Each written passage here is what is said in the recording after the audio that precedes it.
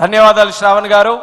ఇప్పుడు మైనారిటీ సంక్షేమం మీద గుంటూరు ఈస్ట్ శాసనసభ్యులు మొహమ్మద్ నజీర్ గారిని మాట్లాడవలసిందిగా కోరుతున్నాం.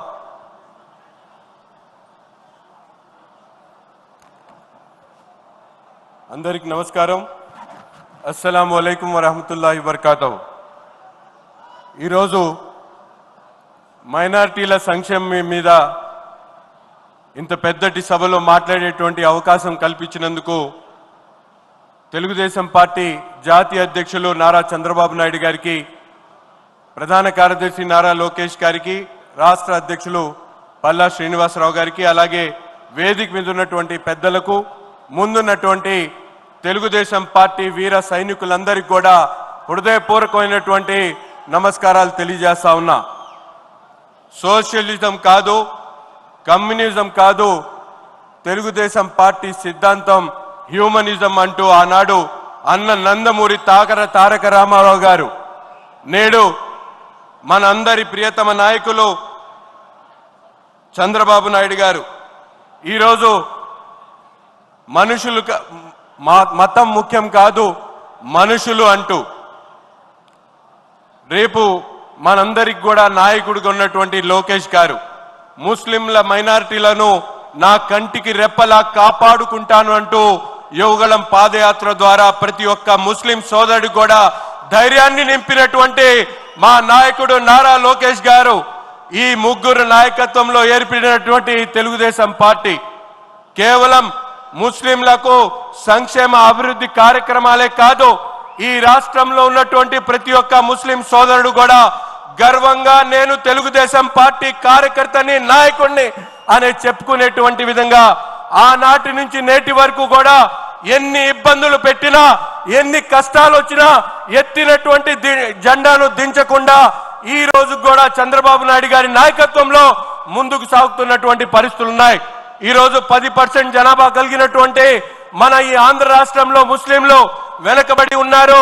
ఆనాడు ఏదైతే స్వాతంత్రానికి ముందు సచార్ కమిషన్ రిపోర్టు దళితుల కన్నా ముస్లింలు వెనకబడి ఉన్నారు, అత్యంత హీనమైనటువంటి పరిస్థితిలో ఉన్నారనేటువంటి వాస్తవాన్ని గ్రహించినటువంటి నాయకుడిగా మన ప్రియతమ నాయకుడు చంద్రబాబు నాయుడు గారు ప్రతి ఒక్క సందర్భంలో కూడా మైనార్టీల జీవితాల్లో వెలుగు నింపాలనేటువంటి ఆలోచనతో ఆనాడు ఉన్నత విద్య ఏ ఒక్క మైనారిటీ బిడ్డకు కూడా దూరం కాకూడదనేటువంటి ఆలోచనతో ఎవ్వరూ చేయనటువంటి విధంగా ఈ రాష్ట్రంలో మైనారిటీలకు ఉన్నత విద్య దూరం కాకూడదనేటువంటి ఆలోచనతో విదేశీ విద్య ఏదైతే మౌలానా అబ్దుల్ కలాం విదేశీ విద్య పేరుతో మైనారిటీ బిడ్డలను ఫారిన్ పంపించి చదివించినటువంటి మహానుభావుడు మన నాయకుడు చంద్రబాబు నాయుడు గారు.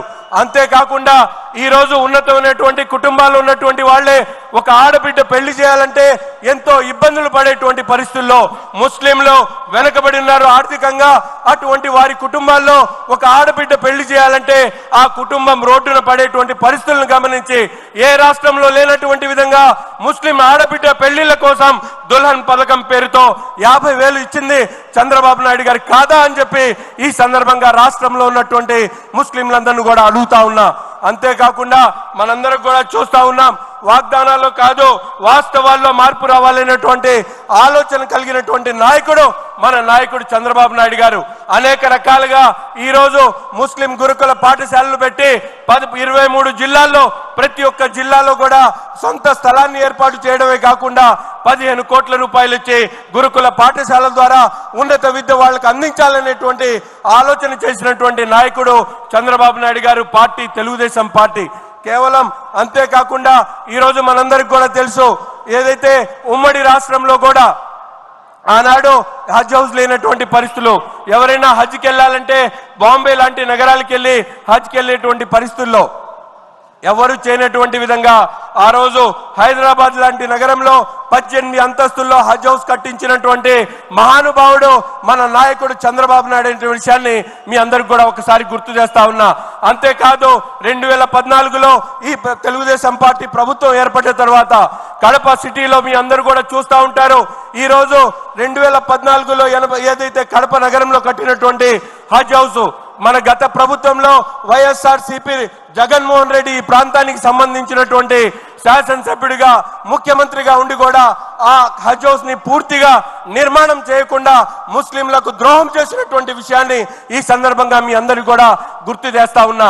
కరోనా లాంటి మహమ్మారిలో వాడుకున్నటువంటి హాస్పిటల్ గా వాడుకున్నటువంటి కడప హజ్ హౌస్ ని తిరిగి సిరంజీలు కూడా తీయకుండా ఈ రోజు వరకు కూడా అట్లాగే పడేసినటువంటి పరిస్థితులు ఉన్నాయి. దయచేసి ముఖ్యమంత్రి గారికి ఆ హజ్ హౌస్ ని నిర్మాణం చేసి మీరు చేసినటువంటి ప్రయత్నాన్ని పూర్తిగా నిర్వహించాలని ఈ సందర్భంగా కోరుతా ఉన్నా. అంతేకాకుండా విజయవాడ నగరంలో కూడా హజ్ కెళ్లేటువంటి యాత్రికుల కోసం 80 కోట్ల నిధులను కేటాయించి పూర్తి స్థాయిలో అభివృద్ధి చేసినటువంటి కార్యక్రమం. కానీ అంతేకాకుండా మనందరికి కూడా తెలుసు, మనందరికి కూడా ఉర్దూ భాష అభివృద్ధి కోసం గతంలో ఏ ప్రభుత్వం చేయనటువంటి విధంగా డిఎస్సి దగ్గర నుండి ఉర్దూ ట్రైనింగ్ కోసం పిల్లలకు 2 కోట్ల రూపాయలు నిధులు విడుదల చేసి ఉర్దూ డిఎస్సి కోచింగ్ కానీ ఆర్ఆర్బి కానీ అలాగే అనేక కాంపిటేటివ్ ఎగ్జామ్స్ లో ముస్లిం మైనార్టీలు ఉన్నత చదువులతో పాటు ఉద్యోగాలు కల్పించాలనేటువంటి ఆలోచన చేసినటువంటి నాయకుడు మనందరి ప్రియతమ నాయకులు నారా చంద్రబాబు నాయుడు గారు. ఈ రోజు రాష్ట్రంలో మనందరం కూడా చూస్తా ఉన్నాం, ఏదో మాటలు చెప్తా ఉన్నారు. రాష్ట్ర అభివృద్ధి ఒకవైపు, ముస్లింల సంక్షేమాన్ని ఒకవైపు తీసుకుని వెళ్ళి ఈ రోజు మాటలు చెప్తున్నటువంటి వైఎస్ఆర్సీపీ నాయకులు నాటకాలు ఆడుతా ఉన్నారు. ఇక్కడ ఆ రాష్ట్రంలో ఒక మాట మాట్లాడతారు, కేంద్రంలో ఒక మాట మాట్లాడతారు. వక్ఫ్ బిల్ పేరుతో బూచీలాగా చూపిస్తా ఉన్నారు. మా నాయకుడు ధైర్యంగా పార్లమెంట్ లో లేవనెత్తి ఏదైతే జేపీసీ పెట్టడానికి ఊరుకున్నటువంటి నాయకుడు పార్టీ తెలుగుదేశం పార్టీ అనేటువంటి విషయాన్ని ఈ సందర్భంగా రాష్ట్రంలో ఉన్నటువంటి ప్రతి ఒక్క ముస్లిం సోదరుడు కూడా గర్వంగా నేను చెప్తా ఉన్నా. అంతేకాకుండా మనందరికి కూడా తెలుసు, మౌజన్ ఇమాంలకు సంబంధించి వారందరూ కూడా మిగతా వారితో సమానంగా ఉన్నతమైనటువంటి జీవితాలు గడపాలనేటువంటి ఆలోచనతో ఒక పక్కన ఇమాంలకు 10,000 మౌజన్లకు 5,000 ఇచ్చేటువంటి కార్యక్రమాలు పెట్టడమే కాకుండా ఈ రోజు రంజాన్ పండుగ వచ్చినా కూడా రంగులేసుకునేటువంటి పరిస్థితులు గత ప్రభుత్వంలో లేదు.